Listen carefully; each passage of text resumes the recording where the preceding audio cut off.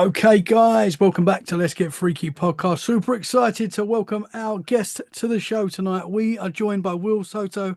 How are you, brother? Thank you for being here, man. Yeah, Tommy, thanks for having me. I'm good. I'm ready for Memorial Weekend. I Yep. need a 3-day weekend. It's been a week and a half full of Mondays, so I'm ready. Oh, the worst. It's been one of those weeks. I'm with you. Yeah, for I'm with sure. you, brother. It's, it's For it, sure. it goes so slow, and it's like, oh, it's only Wednesday. Oh I man. know, I know. And you feel like you've worked 2 weeks worth in 3 days. Yes, yeah. You're So watching that clock. It's the worst thing to do. that's it. So whereabouts are you based, brother? What part of the US are you in? So I'm over on the East Coast. I live in Virginia, sort of landlocked a little bit, about 4 hours inland from the coast. Oh, Have been here, I think, a little longer than we planned. And we've tried to get out, move to different parts and have inevitably come back, man. It's like a black hole, just pulls you in. So, yeah, there's no escape. no, not at all. We've been talking about like in 2 years' time when the kids are graduating from high school and all that, where do we want to go? And it's like, we're going to go for 2 or 3 years and we're going to come back. So, Yeah. why even go through the hassle of moving in the first place when, we're going to die here, I'm pretty sure. Oh, you got kids graduating from high school. I'm sorry. You've got kids graduating from high school.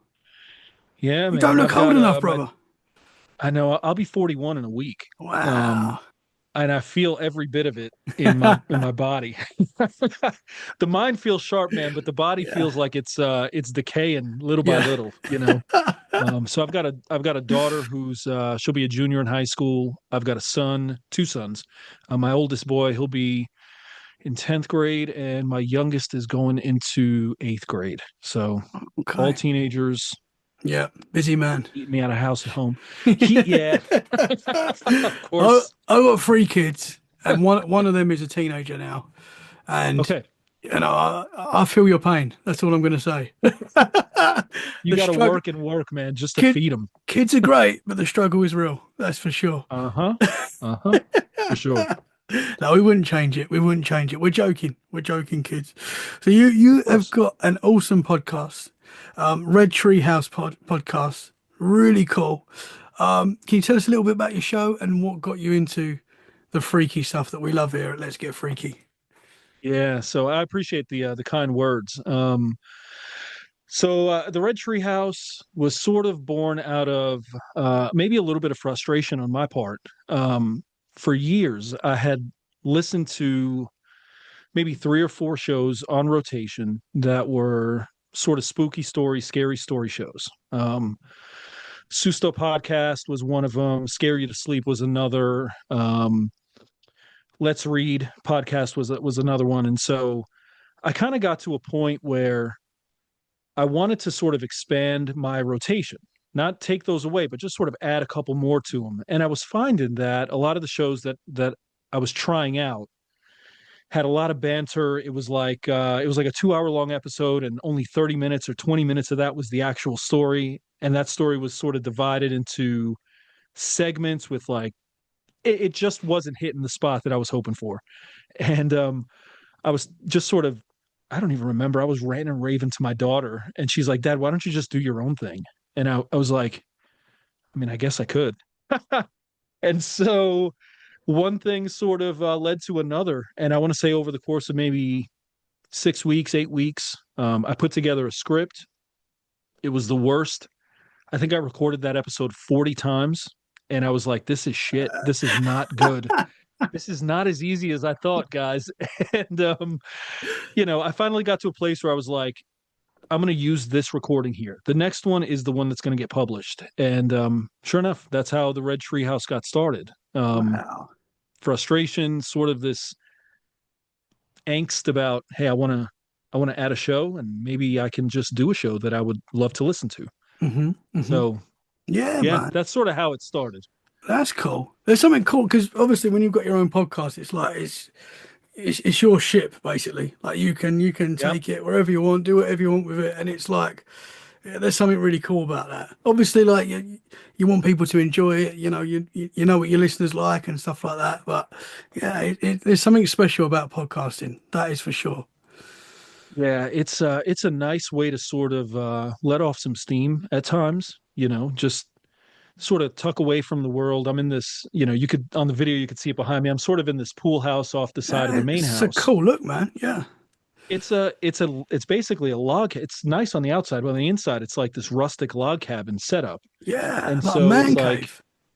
yeah, I come in here, I record, take an hour, do my thing, and it just sort of like lets the weight and the pressure off a little bit, you know. Hmm. Um, the question I get asked a lot is, where did you come up with the Red Treehouse? It's such an kind of an odd name for a spooky story show, right?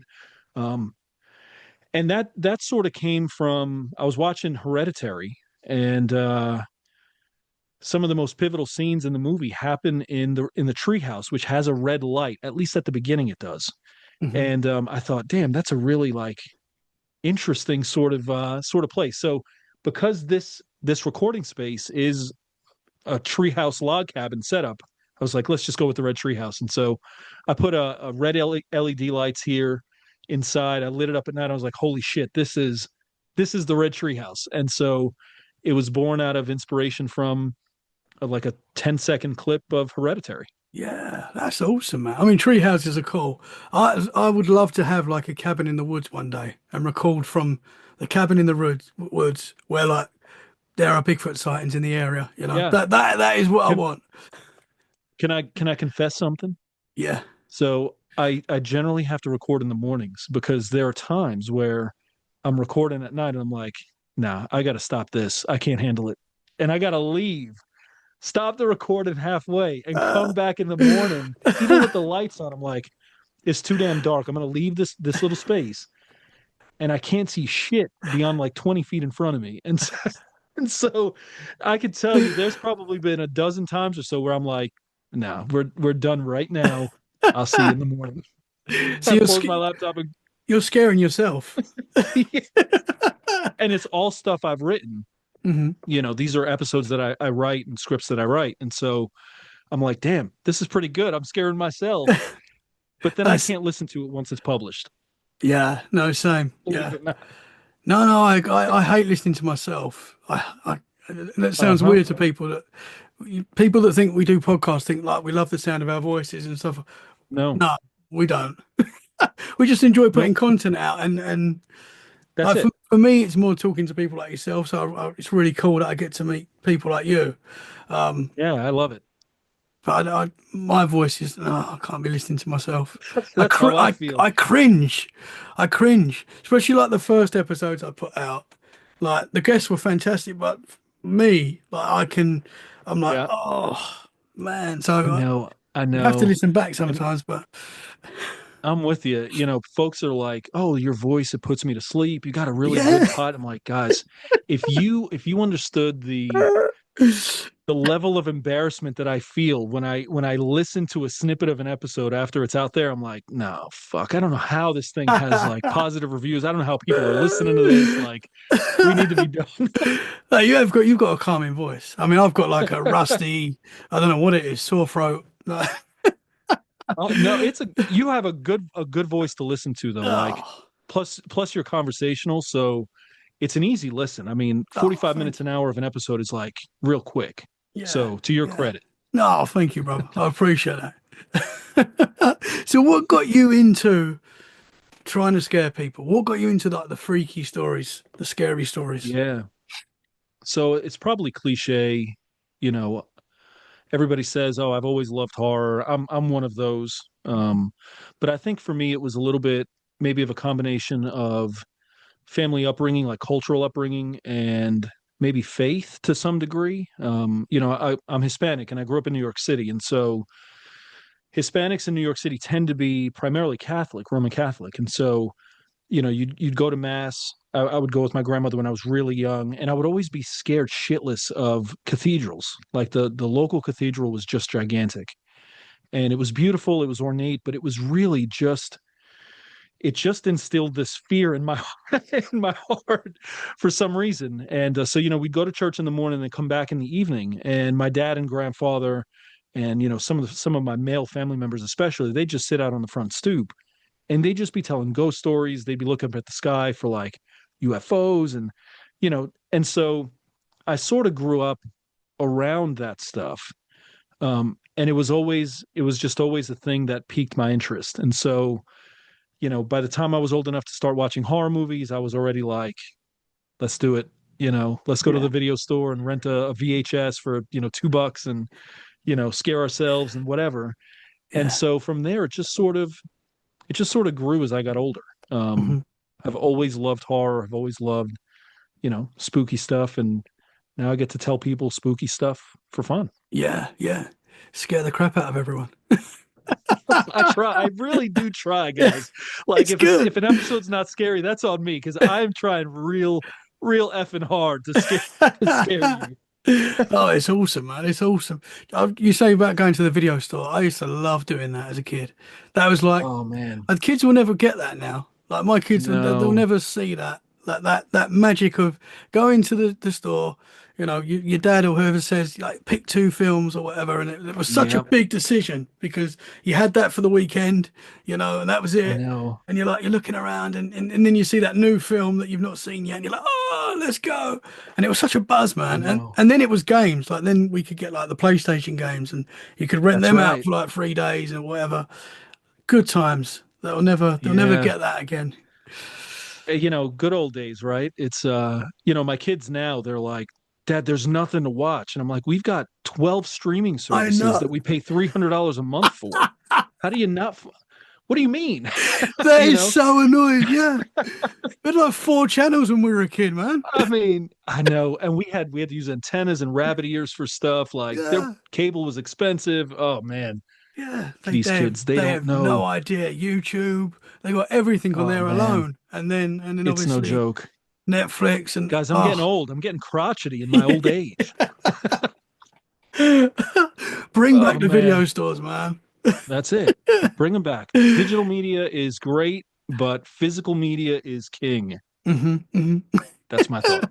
Would you say you get like a, because I certainly do. I get like in a weird way, and I've had paranormal experiences and it does scare me, but in a weird way I get comfort from hearing scary stories. Like Oh hearing yeah. people's experiences and scary stuff. You get like a comfort from it. I do anyway.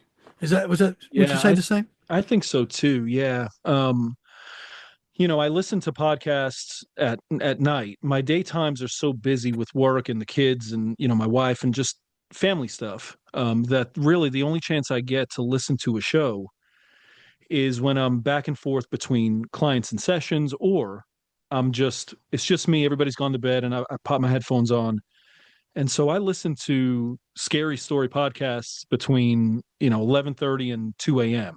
And so there's just something. It does settle me down a little bit. I don't know how to explain it, Hmm. but you know, where true crime really sort of amps me up and sort of makes me feel anxious, listening to like a story about a demon possession is just like, oh, all right, well, I'm gonna It's fall asleep to this one. it's kind of strange, So, but I get it.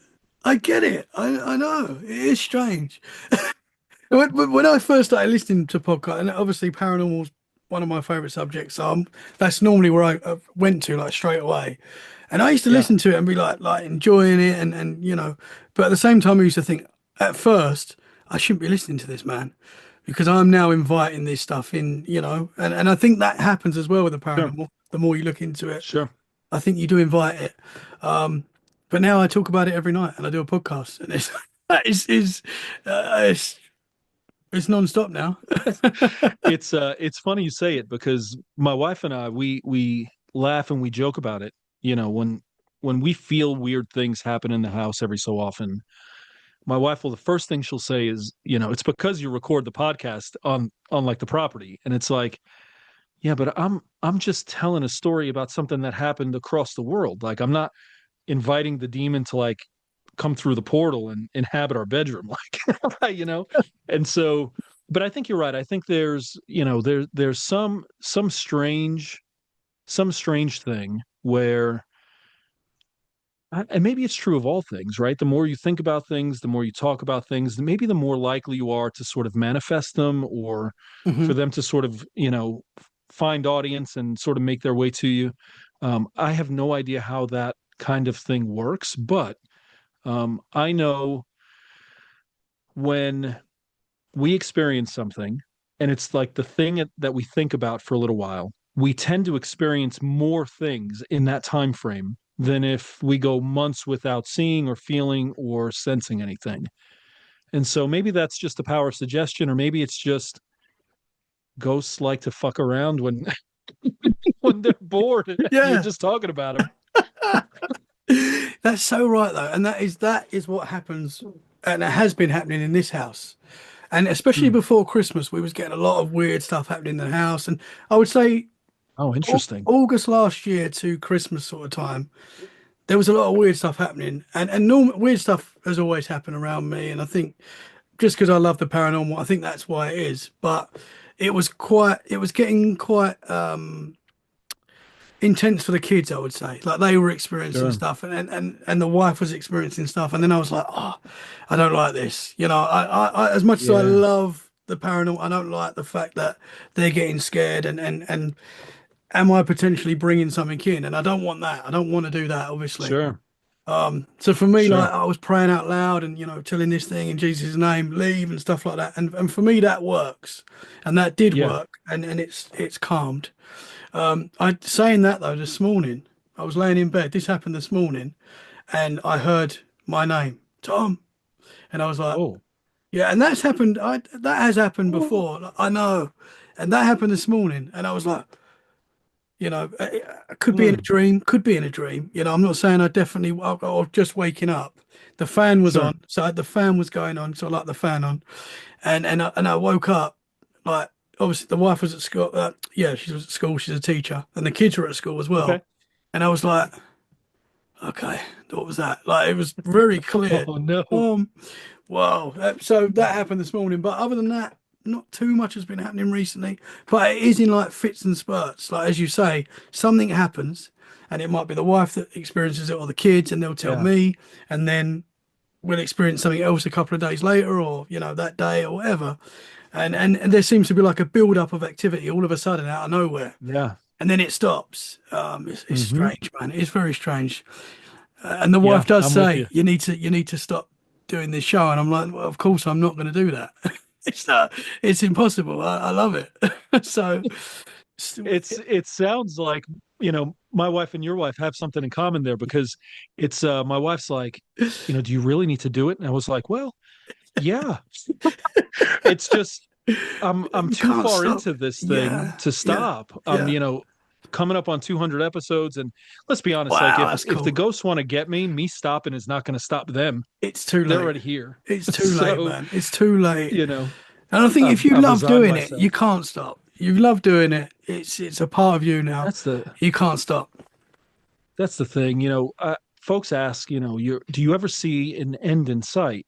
And I always say everything has an end, right? It's just the nature of life. But as far as I can see ahead of me, I don't have any plans to just say after this episode I'm done, or you know even when my dad was sick over a year ago, and even as he passed away, I I slowed down the show to one episode a week, but I didn't stop, and in part because I know it was something that he and I connected on, and you see what I'm saying. And so for me, it would have to be a pretty like significant life thing Hmm. that would, but as of now, just things going the way they are. I Yeah. hope I hit 1,000 episodes. Yeah, man. You're That'd be just my getting goal. you're just getting started, brother. That's it. Oh Yeah. yeah. Yeah. 100%. We're just setting sail at That's it, episode man. 172. Yeah. I still don't know what I'm doing, but I'm enjoying it. I really don't. Listen, man, I love this part of it because, I've learned some things mostly through trial and error, Hmm. but I, sometimes people will ask, well, what about this? What do you use to record? What software, what mic do you have? And it's like, listen, when it comes to this stuff, I plug it in and the lights go on and I'm like, okay, that the power's working. I can hear myself in my headphones. There's not like crackling in my earpiece, anything. I'm just hitting record. And that's it. Hmm. So Well, it I'm not sounds I'm great. not an engineer, I'm not a technical guy, right? I just I Hmm. do the bare minimum in terms of what I can do, and if it works, it works. So Yeah. I haven't changed a whole lot Well, because you, I'm I know afraid what to you mean. break it. I know what you mean. I know what you mean. If it's not broke, don't touch it. Yeah, just leave it. Yeah, Right. I am the same. But but you're doing a great job, man. It sounds great. I mean, I appreciate it. because before I started, let's get freaky. I wanted to do a podcast for a long time, and it was something I was thinking about. I'd like to start. I'd like to start, and I just wasn't doing it. And it wasn't until sort of like 2020 when we got locked down, and like that was a big year for me personally. I know it was for a lot of people as well, but for me Sure. as well, it was like, okay, you haven't got tomorrow anymore. Tomorrow is now not Sure. guaranteed. They took that away from us, and I guess that was a Sure. good thing for me because it was like, no, we moved to a new area. And I was like, I'm going to start this podcast, and I don't know what I'm doing, but I'm just going to do it. And Yeah. as I say, I still don't know what I'm doing, but we're doing it. We're getting there. And it works, people are listening. I don't know who people are, but Yeah. I know they're random people all over the place that are Hmm. like, I want to listen to Will talk shit for 30 minutes. Like, and I'm more than happy to have them do that over Yeah, and over again, it's great. and so it works and people enjoy it for the most part, I think, and we Hmm. just keep going, Yeah, you man. know. Yeah, for sure. So I've got to ask you. So you were saying about experiences in your house recently. yeah. Have you had a lot of paranormal experiences in your life? So I haven't. I can count before we moved to this house in 2021, I could count on one hand the number of weird things that I'd experienced that I just didn't have an explanation for and that I would have to chalk up to something paranormal, supernatural. So I think being in this house, I've either doubled or tripled that number from the original like things over the Interesting. course of my life. Yeah. So we found out maybe about 9 months ago. I was looking up my son who runs track. He was wanting to know how long our driveway is from the garage to the mailbox because it's a long driveway. And it turns out that it's a tenth of a mile. You do 10 laps up and downs and you got a mile. So as I was looking up that distance, I found on the Google map that there was a graveyard somewhere like off to the side of our property. And I'd never seen it before. There are no gravestone, no headstones, none of that. And we were out my in-laws. I told my in-laws, I said, I'm gonna find this grave tonight, like full moon, it's gonna be great. Oh And no. we got home and we hopped the fence, and sure enough, about 50 feet from our back door, maybe about 10 or 12 feet over the fence onto the farm next to us, there are headstones in the ground. There are four of them, and we could only read one, and one of them is a child. Now, before we knew this, we'd had all of us, me, my wife, the kids, have all had this weird experience with this ghost we call Henry. He's a little boy. We assume he's probably 8 or 9 years old, and we find Henry peeking out around corners, looking at us. If we cut into a room and we see him in our peripheral, he's hiding in a corner. And at first, he used to scare the shit out of me. Like, not expecting a kid to be there. I thought one of my kids was messing around with me, and I turned and it'd just be an empty corner. And so now we just tell him, Henry, cut it out. Like, you know, enough. And that seems to work. But we have this other ghost, this other thing that's dark, and it's this one scares us to where my wife has gotten up in the middle of the night and like gotten me up in a hurry, like, hey, something just whispered in my ear. Something I see, like I feel weird. Something looks like it's at the corner, in the corner of the room at the foot of the bed. And there are times where I've had this weird, like, hulking sense over me, almost like something was a shadow over me. And you just sort of feel this weight and pressure. And this is in the middle of the daytime. And I'll run out of the room because I just feel like something's weird here. Um, can I tell you one quick story? The most recent one I want it all, brother. scares the shit out of me to I even want tell it. I want every story. All right, so right around the holidays, I want to say it was between Thanksgiving and Christmas. I'm always the last person at night to go to bed. I lock up close the doors, make sure the lights are off, make sure everything is quiet and all that. Make sure the dogs are in place. And I was coming out of the laundry room, closed the fridge, and as I turn, I'm staring into the kitchen, but directly through is the dining room. So I have to go through the kitchen to get to the dining room to go through the stairs. Well, I had folded some laundry earlier that day and placed the laundry on the dining room table. So as I turn, I look through the entryway to the kitchen into the dining room, which is dark, and I see eyes and a forehead peeking out over the top of the laundry, just looking. And I'm standing there for probably no more than a second. And I have this like realization that what the fuck is that? And I blink and I look again and it's gone. Now I rushed into the dining room thinking one of my kids was like, whoever it was really scared me. Turn on the lights, there's no one there. The dogs are in my son's room. And I look around, I turn off the lights, and man, I booked it up the stairs. Like if I would have fallen up the stairs, I would have broken my knee, like a kneecap. That's how fast I was moving. And I bust through the bedroom door, and I like don't know what to do because the bedroom's dark, and I'm freaked out that what if this thing is in the room with me? And so I turn on my phone flashlight, and my wife. It was like a whole scenario that just unfolded in front of me.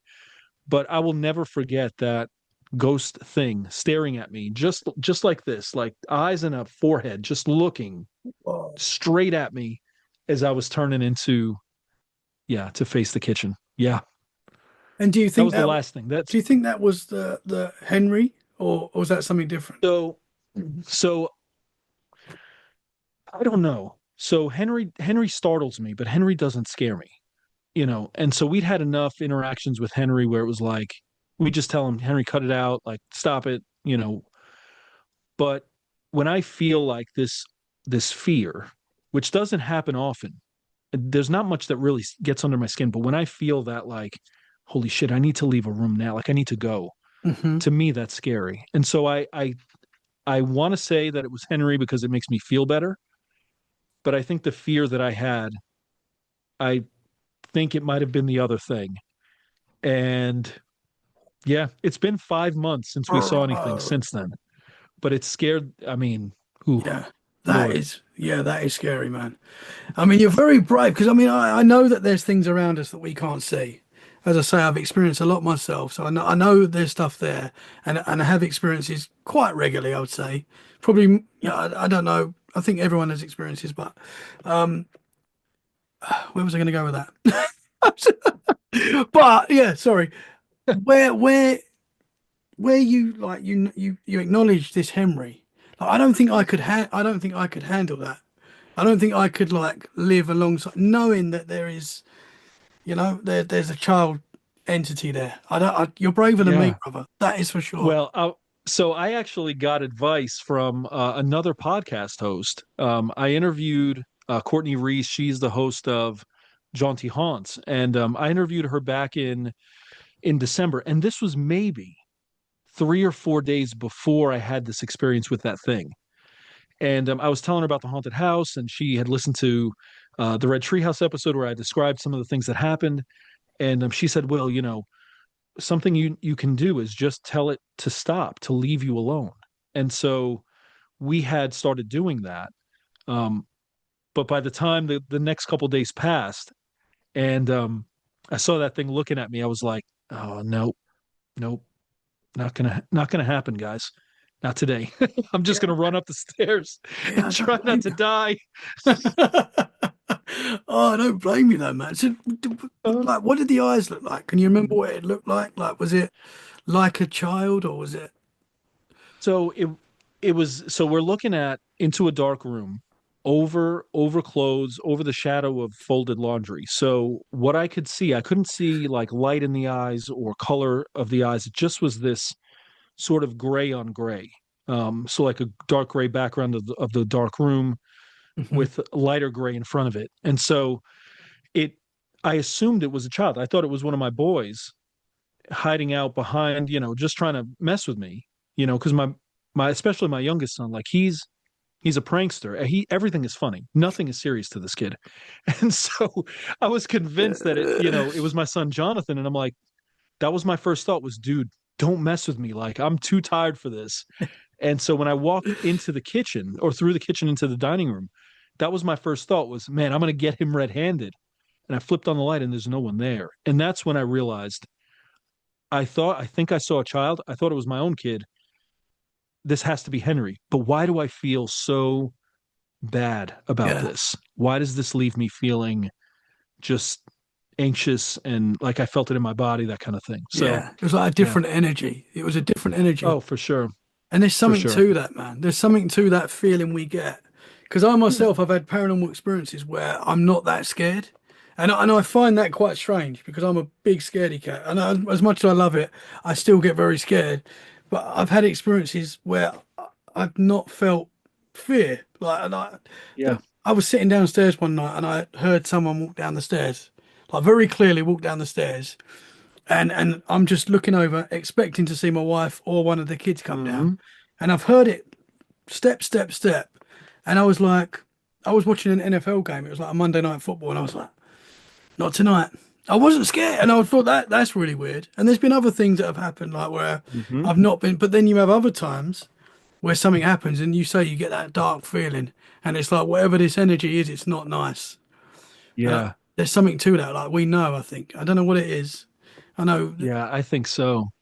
It's Yeah. almost like it's like intuitive almost, Hmm. where we can't quite process what it is, but we sense it that something's not right here. It's Hmm. more than just like, oh, I saw a weird thing or I feel a little strange. It's almost like it feels oppressive to some degree Yes. Yeah. where you're Yeah. like, I'm afraid. Like I feel like not that I'm in danger, but my I feel like I am, even though I'm just Yes. standing in my living room or in my dining room. Hmm. I feel this like almost crisis panic rising in me. I don't know what that is. Yeah.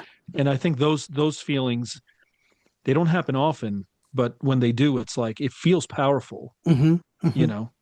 And it's horrible when it happens in your home because that should be a place where Yeah. you feel comfort and you don't want to be looking over your Yeah. shoulder in your own house. And that's another Yeah, for reason why I sure. don't like the paranormal in my house. Love talking about it, Yeah. but I don't want it in my house. Even though I don't Yeah, think you I'm with can you. escape from it, to be honest. I think it is everywhere. But yeah, man, it's very strange. It is very Yeah. strange.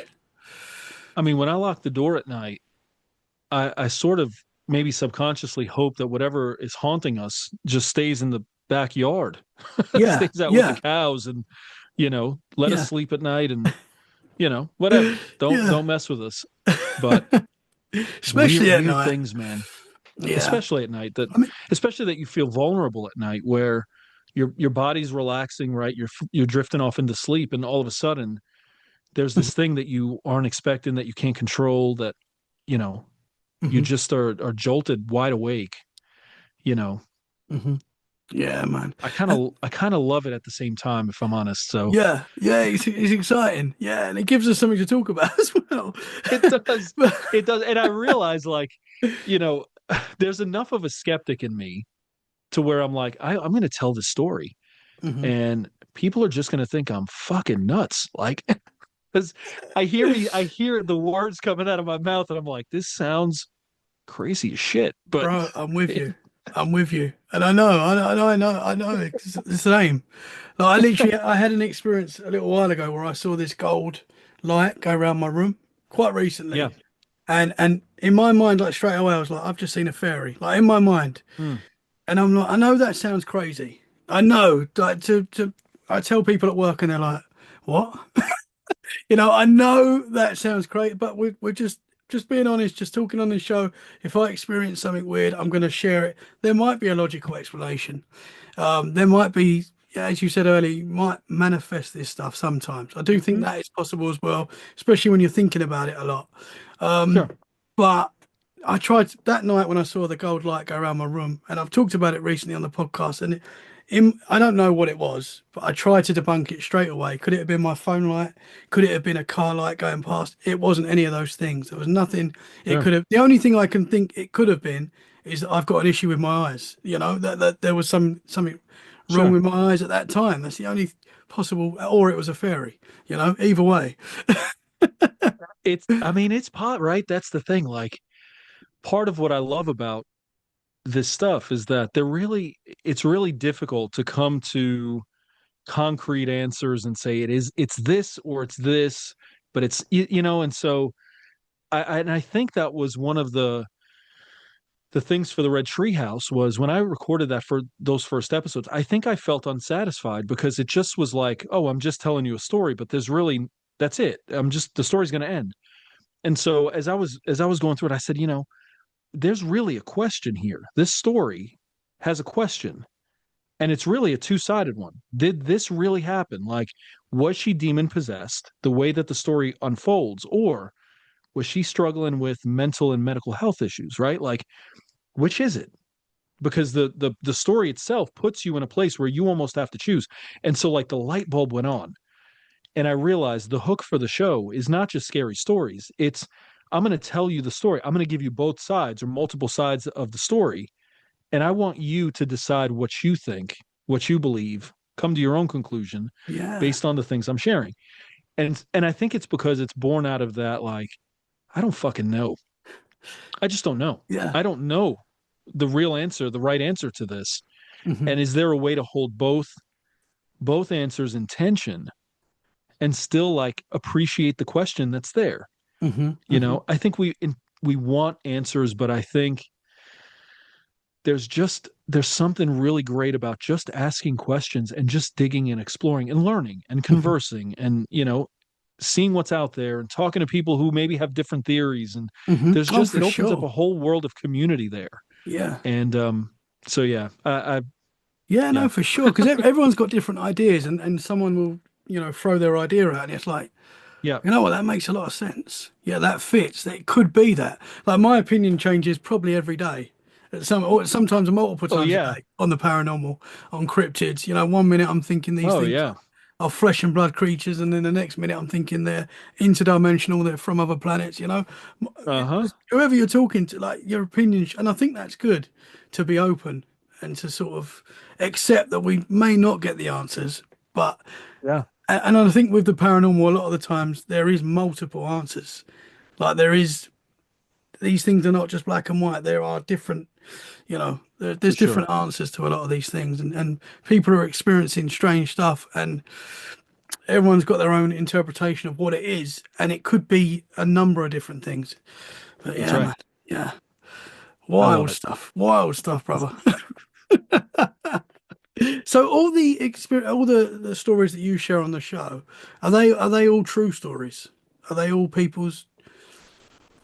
Yeah, that's a good question. So I think I started out with that in mind. I wanted to sort of tell stories that were somehow had research behind them. So I want to say maybe the first 50, 60 episodes of the show are I may be telling an urban legend, but I'm also telling a real life story, related to that. If I'm telling a story about like Candyman, the Candyman urban legend, it's like Bloody Mary, but there's a real life true crime story behind the legend. And so I'm trying to come at it from sort of both angles. Now, as the show has sort of maybe just grown a little bit in popularity where people are listening and that sort of audience is expanding. I've had a lot of folks reach out about, hey, I would love to send you my stories. And initially those stories were their own life experiences. But I want to say somewhere in the 60s or 70s episodes, somewhere in there, I had folks reaching out saying, "Hey, I have a fiction story. I would love for you to narrate it." And initially, I thought, well, it's sort of not in the wheelhouse of the show, but I also felt like, but this might draw in listeners that I currently don't have. And so, rather than start a new show or say no, I said, all right, well, let's see how what the reception is to that. And right now, I mean, just in the last maybe 100 episodes, I think I've released 20 or 30, 20, 25, 30 episodes of just listener submitted fiction stories Hmm. where they're writing stuff, and there's some super talented folks out there, man. Just incredible writers, incredible storytellers, and they're just reaching out, hey, would love for you to narrate it.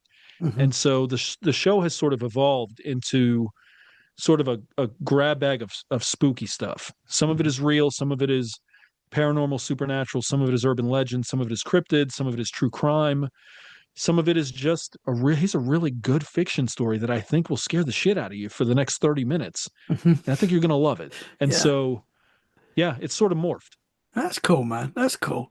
Because we all naturally, I think all of us, even people that will say they don't like paranormal stuff, we all like a good story, a good scary Oh, story. yeah. It goes back to Oh, the yeah. Victorian days in old England when, people would gather around the fires, around Christmas time especially, like people would gather around the fires and tell Yep. ghost stories. And it was a big part of tradition in England in the Victorian days. And it's we're sort of doing that now still, just in a different Yeah. form.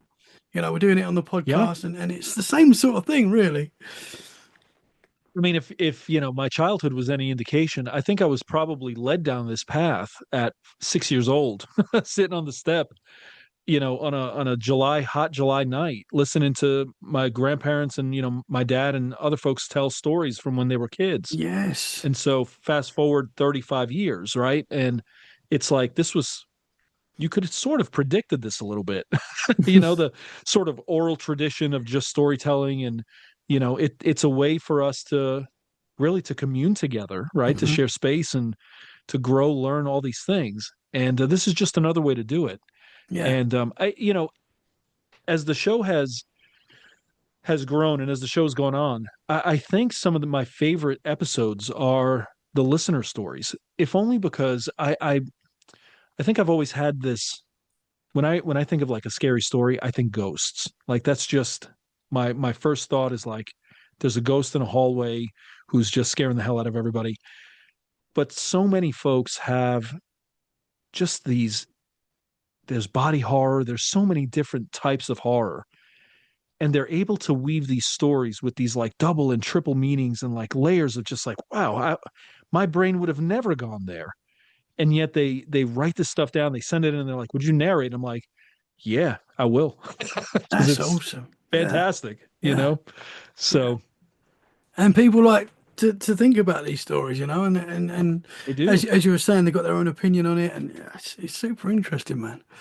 I Yeah, got I I got agree. I got to go back to Henry. I got to ask you more about this Yeah, Henry. for sure. Did you say that the graveyard you found had the name Henry on it?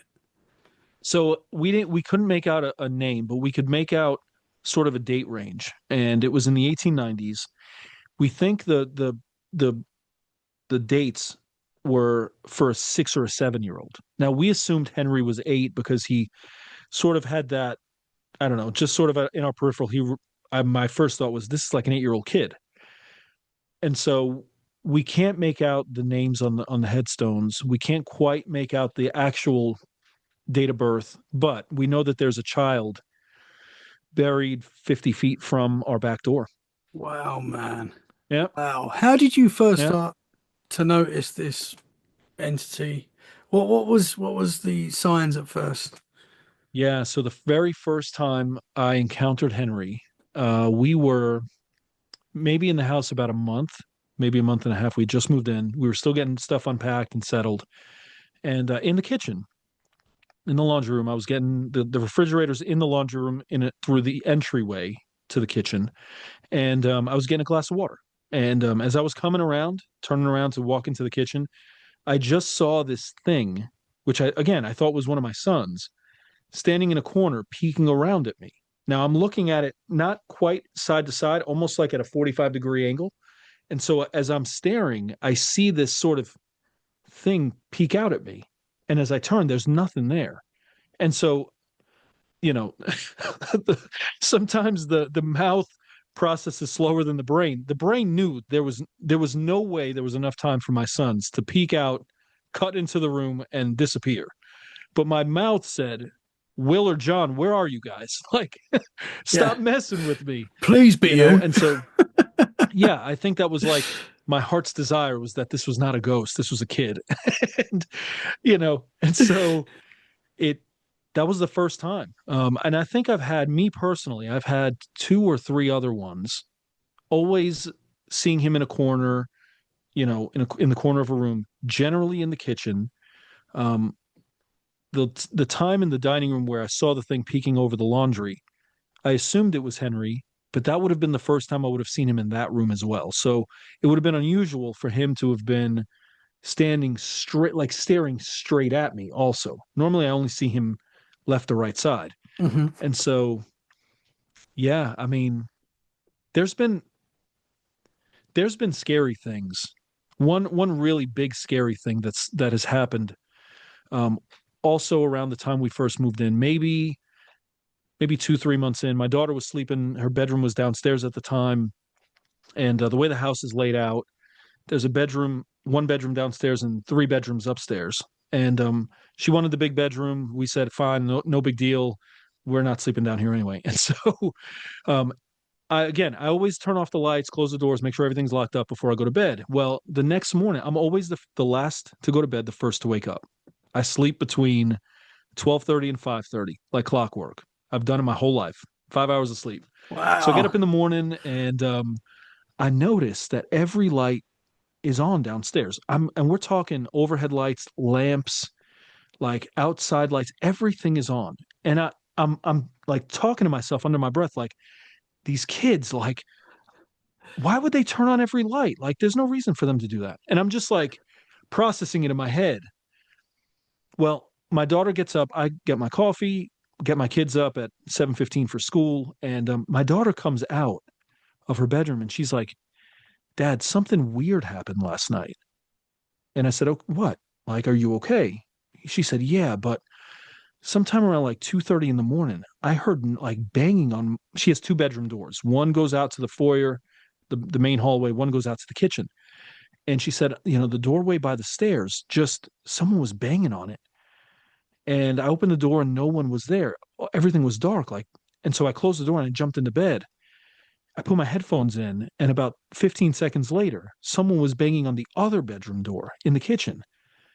And she said, I just sort of sat there because I didn't know what to do.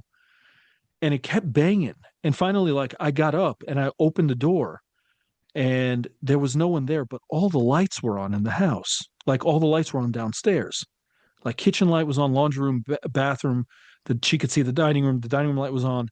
And she said, I just like slammed the door and I jumped in bed. I said, Nat, why didn't you come to get us? Like, why didn't you wake us up? She said, I just didn't think about it. Like, I didn't want to wake you guys up. I just thought maybe one of the boys was playing a trick on us. And so when I woke up, when I got up 3 hours later, all the lights were still on. Now I'm thinking it was my boys, but my daughter has this other story related to those lights that we sort of meet in the middle a couple hours later. And it's like, oh shit. Yeah. Yeah.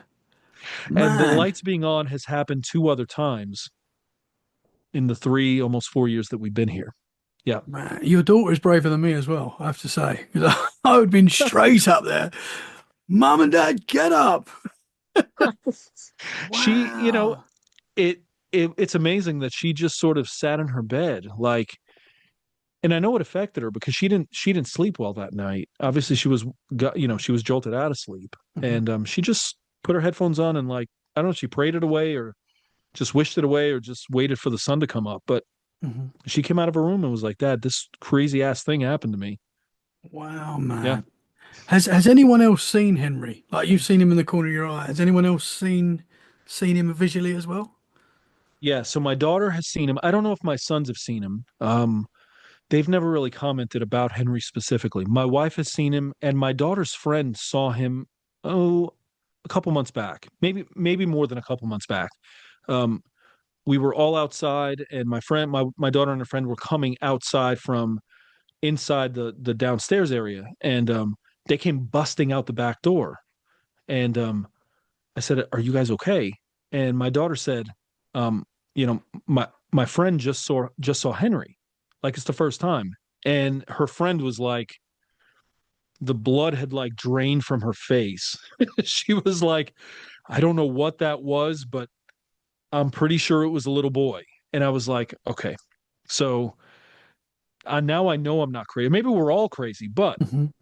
it's nice to Ah, have someone else in the boat with us. yeah, yeah. No, I mean, as we were saying, you do doubt yourself sometimes with these Oh yeah, experiences. But when multiple people are seeing stuff, the same thing, It's like, man, Yeah, you know, what for what sure. what would you say he looks like? I know that's difficult from a corner of your eye sort of perspective, but what do you think he looks like? Yeah.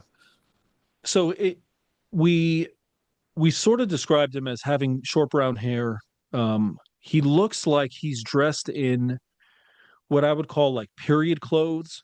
So the house that we live on, the area that we live in, is dates back to pre-Civil War, the pre-Civil War era, and so we're talking probably 1840s, 30s, that kind of thing. The house that we live in was originally built in the late 1890s.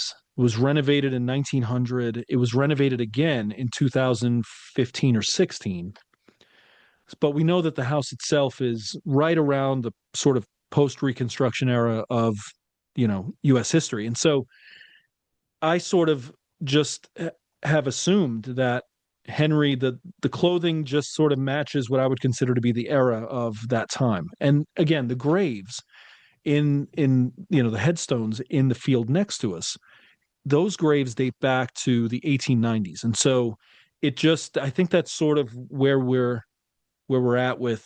We're pretty sure that whoever's in the grave might be the ghost in the house, and that's 135, 140 years ago now at this point.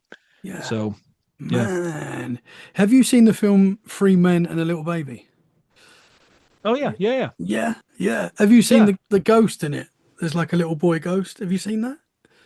No. There's a scene in the film, and apparently where the film was shot, a boy was murdered, and I believe it was in the 1800s or it might have been early 1900s. I'm not quite sure. But the actors are they're doing the scene, and they walk past, and in the background, have you got it up? Have you got it I got up? the picture up. Yeah, it is terrifying. Now, apparently they say that the director planted it there. I don't know how true that is, or one of the cast members or someone working on the set apparently planted, but I don't know how true that is. That's just a theory. But I remember seeing that as a kid. My granddad showed it to me, and it scared the crap out of me. That's wild. Yeah, yeah. And it's literally like a boy looks like from maybe the 1800s, something like that. That sort of look. Have you got that scene Oh, up right now? I do. I'm looking right at the picture, and even if it's a planted, even if that's a kid Yeah, that's planted there, it's still it's scary. like it's still scary. And see, that's the kind of stuff where I'm telling a story, and I'm like, if I were telling a Red Treehouse story, I would say, and there was a boy just standing in the doorway, just staring out. It's No one knew so. he was there, and I would get the chill in my back, and I'd be like, "See you later. I'm going to record this tomorrow." Cut out. I I'm just sorry. leave and come back, and I mean that is not like obviously that's not a scary. It's a great film, great movie, but it's not for like sure. I think it's quite. Is it like a 12 or a PG? It's like a very Oh yeah, family friendly film, for and sure. obviously the actors don't acknowledge that boy, or I don't know how quickly that came out after the film. I don't know when they started talking about that, but you can very clearly see the little boy standing I there. mean, it's just standing in the doorway, staring It's out, and it's got like this, terrifying.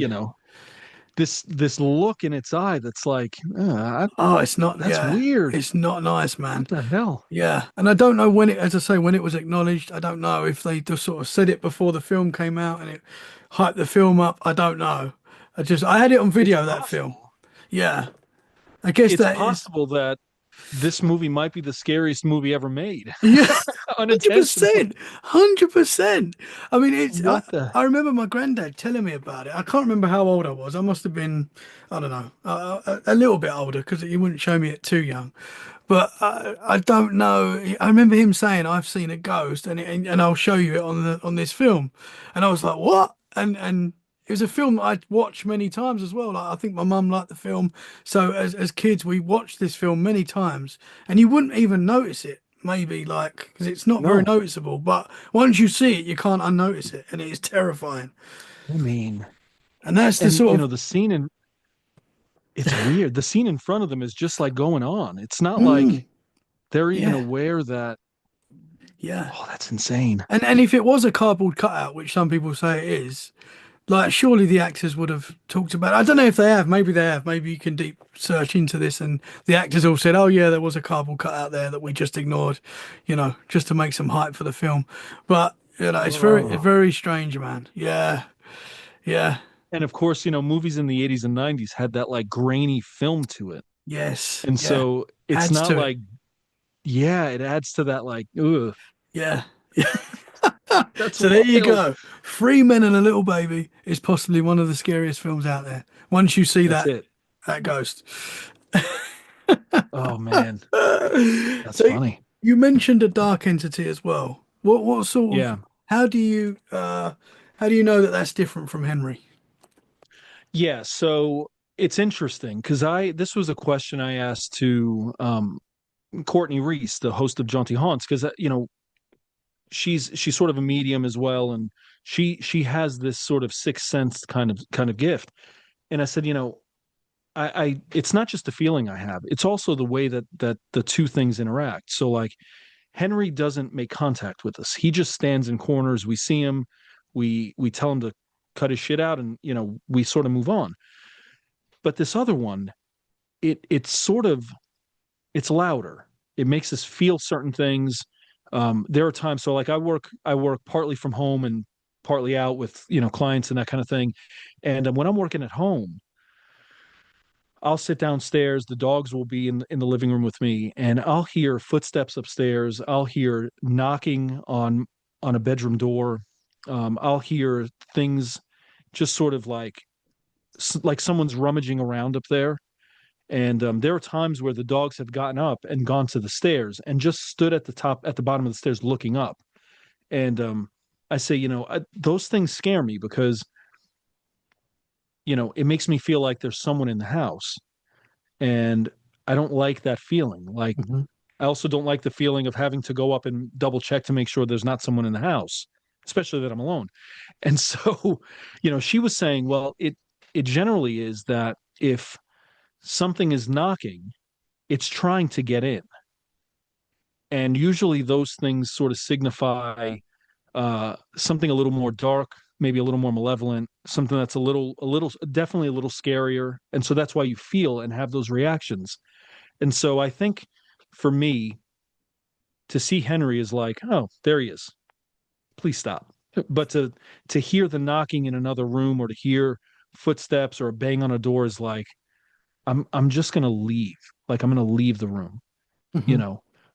And I'll go out and I'll grab lunch or I'll go, to a coffee shop and just to like my nerves settle down or Yeah. until my kids get home from school and then I'll come back. Um, but it's just very different experiences, that very different feelings, very different sort of interactions Hmm. with whatever is there. Yeah. Interesting, man. So other than the time that you saw like the head popping over, which possibly was that entity, you've not seen Yeah. it. It's just more of a feeling and hearing. Yeah. So the only other time I've felt it strongly was in this space that I'm in now. To my immediate left, I can almost reach the doorknob from where I'm sitting. There's a small bathroom. That door always stays closed. I don't we don't use the bathroom. It's tiny, it's cramped. You feel like you're sort of confined, almost like claustrophobia. And so that door just stays closed.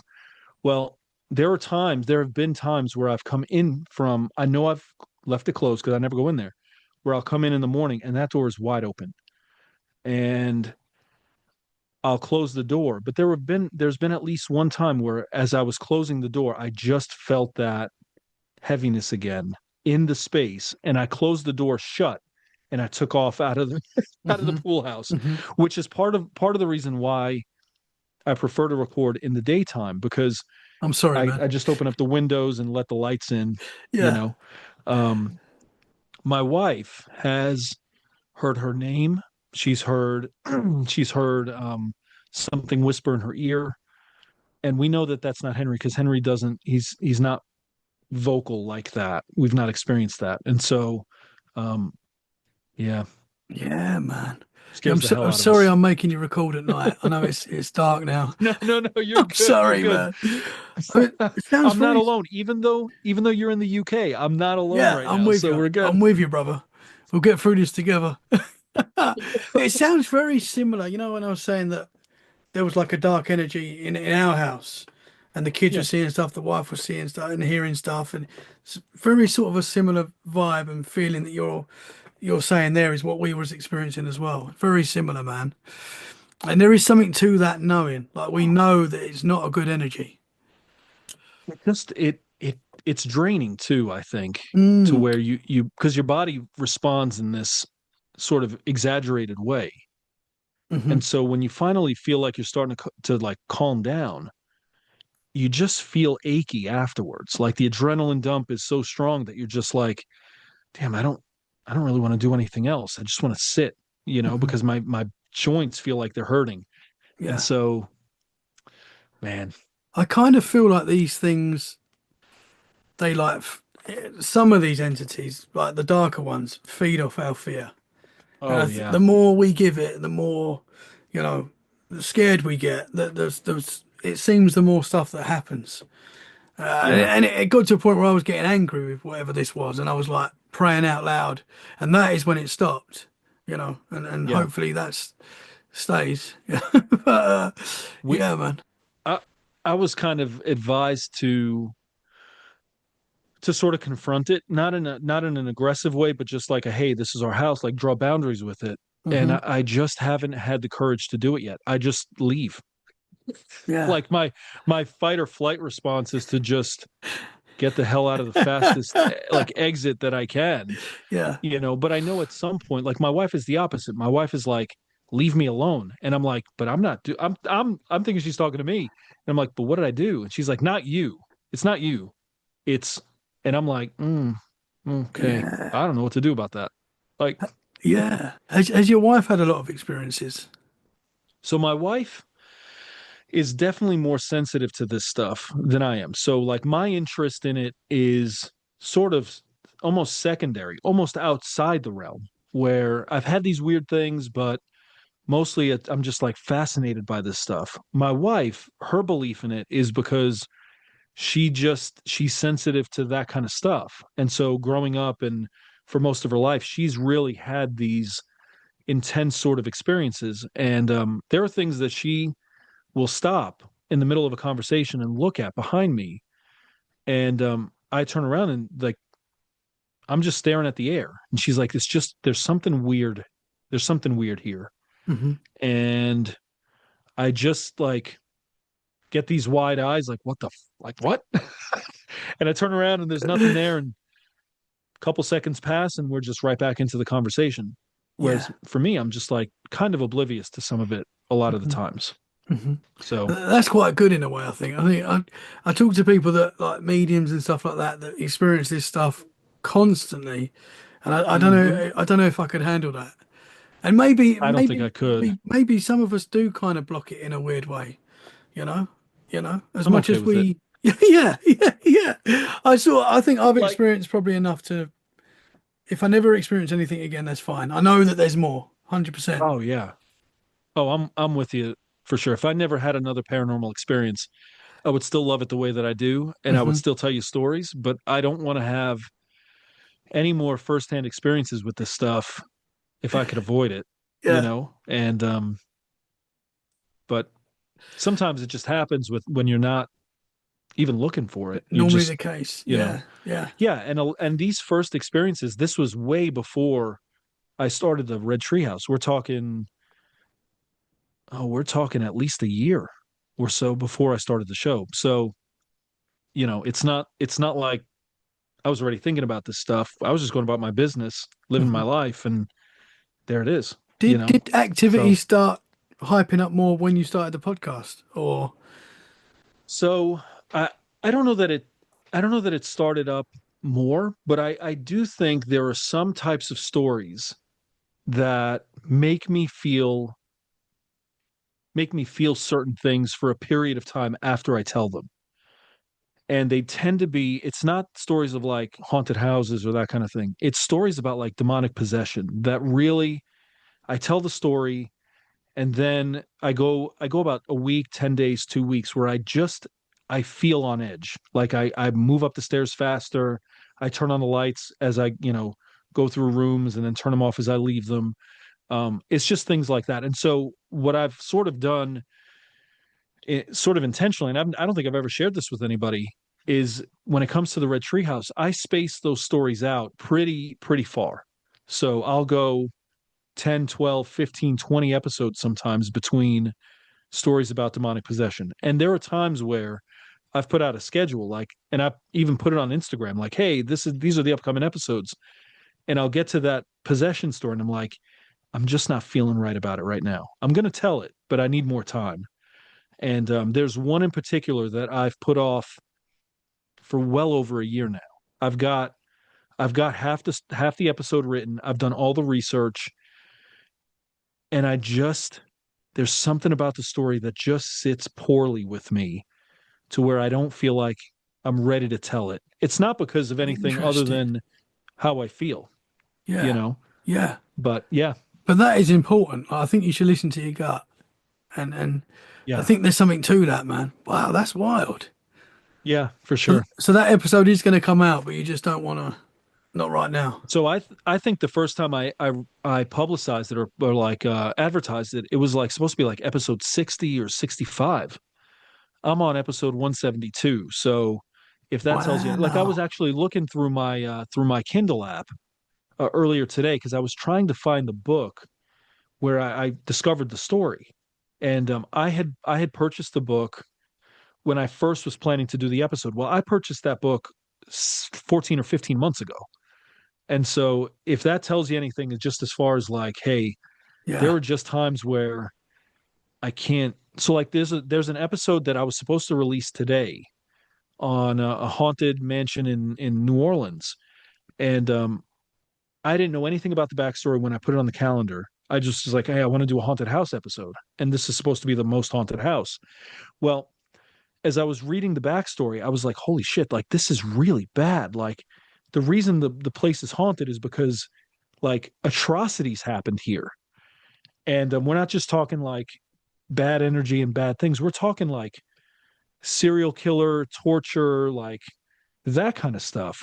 And it's super graphic. And I'm like, I'm going to tell the story because I think it's sometimes it's important to tell stories just for the sake of awareness, Hmm. you know. But damn, I just feel weird like stumbling into that and not having had time to really sort of process it on my own before I go and tell a story and put it out there. So Hmm. that episode will probably be pushed back a couple. Um, I'll probably tell it in the next 2 to 3 weeks, but I've been sort of pushing it back little by little just so that I can have some time to, Hmm. get Yeah. my head right about it. Yeah, So man. yeah, Yeah. Interesting. That's very interesting, man. That episode that you've been holding back since episode 60, around that sort of mark. yeah, That's going to be a wild episode when you put that out. I mean, it is. I think because it sort of has this intersection between like demonic possession and like spirituality, right? Faith and mental health. So the story comes from a psychiatrist who is like an Ivy League trained, board certified psychiatrist. He's been made a 50-year career out of psychiatry, but he's the psychiatrist that the Roman Catholic Church calls on when they have cases of demonic possession. And so the book itself sort of tries to strike a balance between, hey, psychiatry and spirituality have generally been at odds with each other, but he tries to sort of look at one thing from both sides. And there are times where he'll say, look, we've exhausted every psychiatric option here. This has to be demonic possession. And so it's like he tells this story about this one case that I'll tell where it's like this was by far the scariest case I've ever dealt with, in part because the subject of the case was so calm that all the markers of demonic possession weren't there. But the more you paid attention, the more you realized this really couldn't be anything else.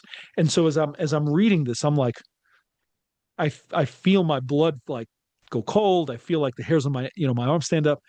But then I also feel this like this weird thing. Like we expect these stories to be in your face, but maybe what's scarier are the stories that fly under the radar. Mm-hmm. Mm-hmm. And the more I started to think through that, the more I was like, the details of this story are pretty horrific as well.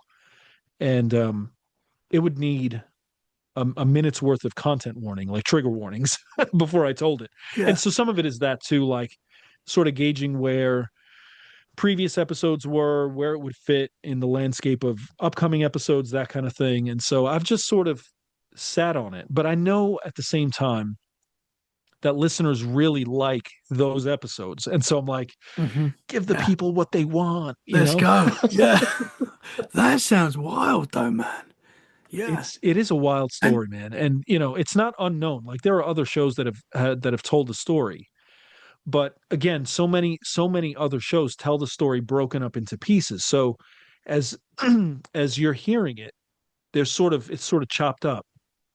Whereas when I tell a story, it's I'm hitting the gas at second one and I'm hitting the brake just before the show goes off. And for 40 minutes, like it's an intense thing for me to tell. It's going to be an intense thing for you to listen to. And so I'm trying to navigate my own sense of like man. Yeah. storytelling Yeah. priorities, I guess. Do you do that in one take? Is that like all in one take? I do. Wow. So yes and no. So I do it in one sitting. Mm-hmm. But as I was listening to the first few episodes, I was like, you know, something I really like.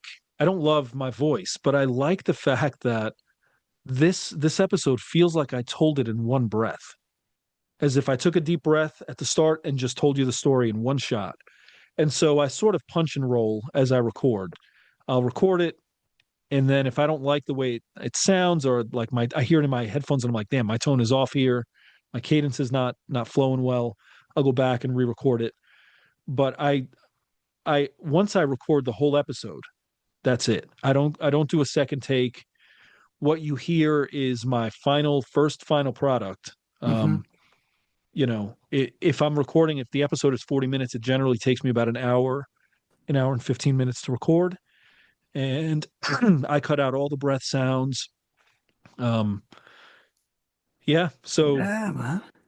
it's just a go from the Yeah. start all the way to the end. We're just rolling with one shot. Yeah. Well, it's awesome what you're doing, man. It's awesome what you're doing. It's great. Well, I appreciate that Man. a ton. I've got to ask you as well. You mentioned at the start that you had experiences that you could count in your hand before you moved into the house you're in now. Can we hear Yeah, those experiences? yeah, for sure, for sure. So I mentioned before, I grew up in New York City, and I grew up in a row house, which is sort of like a brownstone, but on a sort of smaller scale. So it was a like a triple family home, an apartment on the basement level, apartment ground level, apartment up top, and but in between, running through, sort of acting like a spine for the building, was a spiral staircase. And so that spiral staircase went from the attic all the way down to the basement in the garage. And that spiral staircase was the dimmest, most yellow orange light, and there was only one light bulb per landing. So as you're going up the spiral staircase, you're ascending into darkness that then becomes light.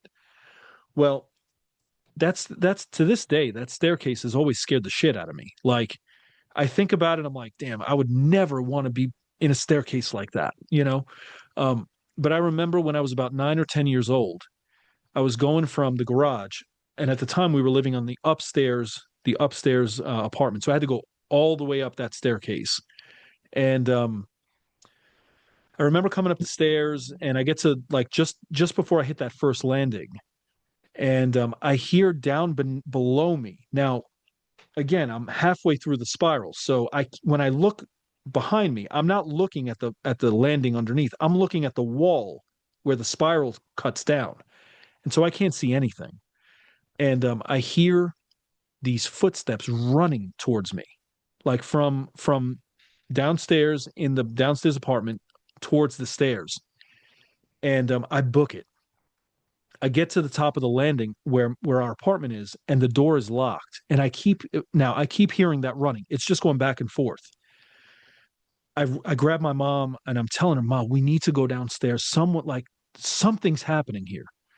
And she turns on the light. We go downstairs, and there's no one there. The doors are locked. the door to the apartment. So the running I heard would have been from the front of that apartment back to the staircase. But there was a door that separated the laundry room from the apartment itself, and that door was locked. And so whatever I was hearing was crossing through that space, just going back and forth, back and forth. That was the very, very first thing I ever experienced in my whole life. I was a Wow. kid, 10, 9, 10 years old. And to this day, that story, that experience, just, I don't love Yeah. it. Yeah. Yeah. That's terrifying, man. You know? Was it a haunted place? Was there other activity going on there? So I don't ever remember a whole lot outside of that one instance. And we moved from New York City over to New Jersey when I was 13. So um, there wasn't a ton of time between that first experience and the time we moved. And I don't recall a whole lot of other scary stuff. Now, as I got older, I did have things like as a teenager that would happen. A lot of times I was home alone, and I would hear like water running in a in the kitchen or in the bathroom, and I'd go and the everything was off, the taps were off. Um, there was one time we had gone ghost hunting. This was a wild story. We'd gone ghost hunting, and I was a senior in high school, and by then it was me and a group of friends just hanging out. Really just an excuse to drink beer and underage, that kind of stuff. Good And times. we had gone Yeah. out. I mean, like just kids being kids, I guess. And we had gone to this bridge. It was called Suicide Bridge, Kill Yourself Bridge. And the legend goes, if you roll down your windows at night, turn your car off, you can hear a rope swaying in the underneath Yeah. the bridge, kind of thing. And we were there, and there were probably four or five of us. One of our friends, Sean, he brought a Ouija board with him, and I've never played with a Ouija board because they scare me. And I remember they were playing with this board, and Sean went out into the woods near the bridge to go just pee on a tree. And as he's over there, the planchette is supposedly moving, stop peeing on me, that kind of thing. And we pile in the car, nothing happens. We're done, where everybody's done, ready to go home. We pile in the car. As we're dropping people off, Sean cuts around the front of the car to the back because he had something in the trunk. And he said he stops and he just starts cussing, like just screaming, yelling cuss words in the street. This is like 1 a.m. And we all get out. We think like maybe we ran over roadkill. I don't know what was going on, but there were these small handprints in mud on the back of the car. Now, I'm 99% sure that someone was just messing with us. Someone in our group, like, was just being goofy.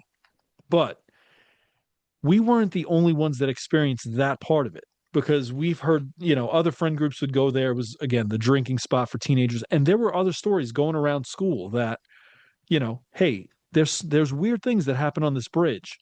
And yeah, just little things like that. I'm Man. still convinced it was someone in the group, in our Yeah. group, that was just, putting their fingerprints on the trunk of the car. And as word spread, other people were just jumping in on that. But yeah, maybe, That's maybe not. that's kind of weird though. You say they were like small handprints. Yeah, so like I have big hands, and there was really only one person in our group whose hands would have been the size to have done it. And so like we like picked on her for weeks, like, you messed with us, we're gonna get you back, that kind of thing. And she's like, guys, I swear to God, I didn't do this. Like, I had nothing to do with that. And she was super adamant, even to like, when my dad died, she came to the funeral. And I remember like at the funeral being like, you remember that time you scared us on the bridge? She's like, Will, I swear, like I had nothing to do with it. And I'm like, Wow. I would tell you to swear on my dad, but he's already gone. Like, this is 25 years later. You're telling me like, and sure enough, man, she's like, Yeah. it Yeah. wasn't me. It wasn't me. I mean, So, surely if it was her, she would have spilled the beans by now. Like oh she would have yeah. told, surely. Oh yeah. Like we're grown adults, like 40 years old at that point. Like, there's no Yeah. reason to She's like, hide it. yeah, I got It's you just guys it's a good good. laugh. I got you guys Yeah, like good. it's a good laugh. That's We'll weird though, man. yeah. So it's just little things like that. I've had weird like sleep paralysis kind of things happen, Hmm. and those are always confusing because you're not sure if it's just your mind sort of coming out of that lock, that REM sleep, or if it's something really there that's pressing in on you. Yeah. Um, just little things like that, I I you know. used to get really And then bad sleep paralysis. Sorry, man. What were you gonna oh, say? no, no, no. I was gonna say I can't remember the last time I had it. It's been years. Um, yeah, I couldn't even tell you. Maybe more, definitely more than 10, 12 years ago, for sure. I used to get it where I used to live. I don't get it. I don't really get it. I have had it in this house, but a handful of times, not many times. But where I used to live before, we had a flat Hmm. in Essex, and I would get it weekly, at least once a week. I would get Really? this attack, and I didn't really, still don't know what it was, but it was like I would get this vibration go through me. And the difference Yeah. with me, it was as I was trying to sleep, it normally happened. So I don't think I was Oh, asleep. I was trying to sleep, and I would get this feeling, like a nice feeling, go through me, like a vibration, like vroom. yeah. And I would experience that for a minute or two, whatever it was, Oh, and then I was in the paralysis, and then there was a spirit or entity which, in, oh. I couldn't look around the room, but it was like in my mind's eye, I could see this like See it? black mass of just evil. That's the only way I can describe it. Like really, whatever this thing was, it was like, and in my mind, it was like, this is a witch. Like this is a witch, and it's trying to attack Oh, me. And I'd be swearing at it, and I'd be like, you know, and eventually it would go away, and then I would come out of the attack, and I'd be like, what the heck was that? And I never really understood it. And as I say, I still don't know if it's paranormal or not. I don't know. I think I lean to it now more. I think it was something paranormal. I don't. sure, I don't know. At the time, I used to think, oh man, I must be stressed. I've not had a lot of sleep sure. this week. I used to put it down to that. And it happens so often, once a week. Terrifying, man. My dad used to get sleep paralysis a lot. Um, and my mom has stories that she experienced specific to my dad that are scary. And I've thought about telling them on the show, and she's given me the go ahead to do it. And a lot of them involve sleep paralysis, sleepwalking, like that kind of thing. And I I can count on one hand the number of times I've had it, and it's been so long, years and years, Hmm. But I know that it's a thing that happens to a lot of folks. I mean, most people experience it at least once. And I know that it's a thing that my dad experienced often enough that my mom has like actual things that she will tell me, like, this is what happened when, you know, Yeah. and yeah, it's a weird thing. I had a friend describe his sleep paralysis episodes like, hey, like my sleep paralysis demons have become my friends. And I'm like, That doesn't sound good. no, no, why would you do that? Oh, whoa. So when you had Yeah. sleep paralysis, was it like you was being attacked? Because it felt like an attack to me when I had it. Yeah, for sure. So the one that I remember the most, my wife and I were not married yet, and I think we had just recently got engaged at the time. I was sleeping downstairs in the basement of her parents' house. So I was in the basement, she was on the second floor. And the night before, the her sister's friends, me and my wife, my girlfriend at the time, we were all downstairs watching a movie, and at some point I fell asleep on the couch. And when I woke up, I remember seeing the blue screen of the DVD, like the home screen, and everybody was gone. It was, probably 4:30, 5 o'clock in the morning. And I remember waking up and hearing someone come down the basement stairs. And I remember saying out loud my sister-in-law's name, "Hey, can you turn off the TV?" Because it was bright. And there was no response. The TV didn't go off. There was no response. And I remember saying it again, "Hey, can you please turn off the TV so that I can sleep?" And within a few seconds, I felt that pressure on my chest, like someone was sitting on my chest. And I don't know how long that pressure lasted, but it lasted long enough for me to struggle and fight and scare me. And so when I finally got out of it, I remember running up the stairs, the basement stairs, and then running up the stairs to the second floor to my wife's room and busting in the door and saying, my wife's name is Shannon. Shannon, get up. Like something weird just happened. Like your sister, like just sat on my chest. Like I don't know what's going on. And my wife is like, what are you talking about? Like what? She's trying to make sense of Yeah. everything. And so as I'm sitting there, like trying to like settle down, she's like, I don't think my sister's actually here. I said, what do you mean? Like in the house or like, she's like, I don't think so. And as we're sitting in her room, right underneath her room is the garage. We hear the garage door open and then close. And then her sister comes in and comes up the stairs to go to her bedroom. And Shannon steps out and to talk to her sister, like, hey, what happened with Will just now? And her sister's like, hey, I haven't been home. Like, he fell asleep. We left not even 30 minutes after that. I'm just now getting home from being out.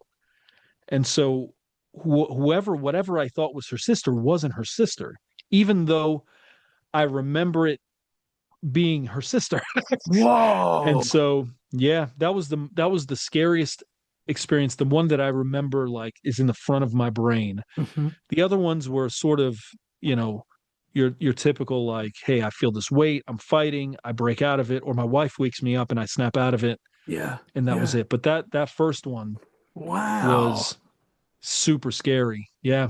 Could you see like a woman on top, basically? No, so I couldn't. And I think that was like looking back, I think that was part of what scared me was that in my peripheral when I felt this thing first come down the stairs, I sensed that it was her sister. And I couldn't see whoever it was, but I just had the sense that, her sister was in the room for whatever reason. I don't even remember why. And then when I felt that pressure, I was like, why is she sitting on me? Like, why is she on my chest? And when I got up the stairs, I was like, your sister like pretty much attacked me just now. Yeah. And sure enough, she wasn't even there. Man, yeah, I bet that didn't go down well when you said your sister's sitting on me. It's what? So it was a thing, man, where I didn't even realize like the potential implications of what I was saying, right? Because I'm like, in my head, I'm just thinking, why was she like trying to kill me?